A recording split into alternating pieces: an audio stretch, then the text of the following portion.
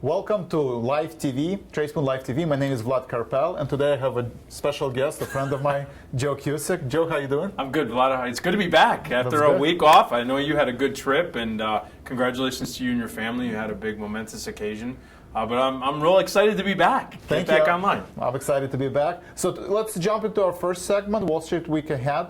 We've seen last week the oil continue to drop below $75, and now it's hovering, at between $68 and $75 level. The retail, the Black Friday, also had a disappointing numbers that came out today, so retail is under pressure. We've seen some small correction in the market, watching the SPY spiders. So it's the same kind of theme that we've seen in the past couple of weeks. We are past the earnings season. We're preparing for the next earnings season. There is some window dressing by institutional investors.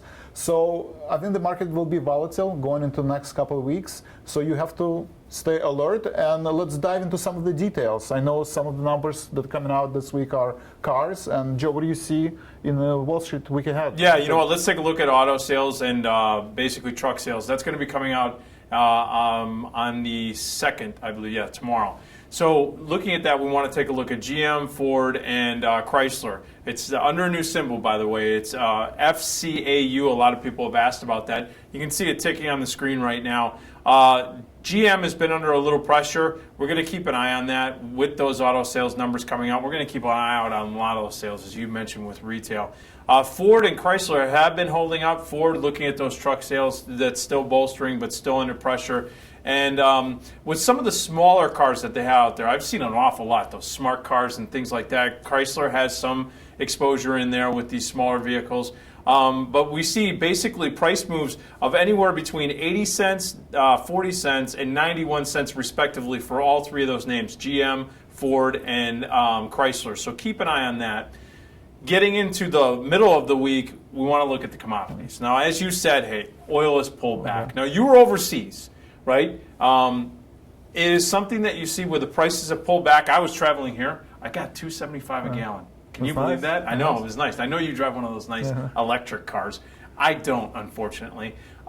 So I've seen that oil has come down dramatically, especially well below. Goldman Sachs came out months ago with 75. That dropped once the Saudis said, we're going to put a glut out there and we're not going to continue to stop. I think they're trying to pressure the middle of our country, right here in the Midwest, where they're doing a lot of fracking. They're trying to put a lot of pressure on these firms to really squeeze their margins.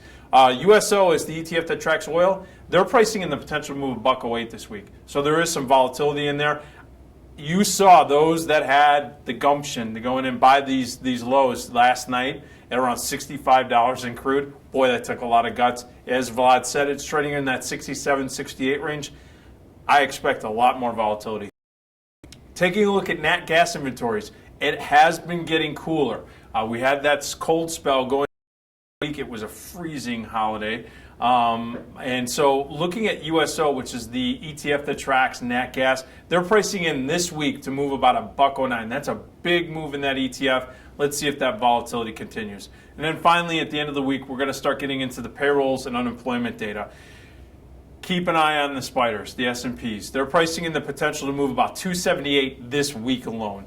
We've seen that there's been a decent move to the downside and a challenge. S&Ps, as you can see on the screen, the spiders are trading around 205.89. We were talking about it before the show. That's that support level that we want to watch. The 203, 204 level, breaking there, you're going to see 200 pretty quickly. And those are the levels that we're going to watch, but it's been holding, as you were mentioning before we started today. So those are the areas that we're looking. Those are the events that could move those sector ETFs, and that's what we're keeping an eye on. Yes, and again, looking at the Bollinger Bands, something that I look a lot. Looking at the standard deviations, Bollinger Bands gives you two standard deviations. We see how the SPY is hovering to the upper bands of Bollinger Band. That means that 95% of the time, the index SPY should stay within the lower and upper upper bound range of Bollinger Bands. So I think there is an overhead resistance, and going into the end of the year, you might see a 1 to 2% sell-off. So make sure that you stay focused and diversify your portfolio, and always hedge using either VIX options, buy VIX calls, or buy SPY puts.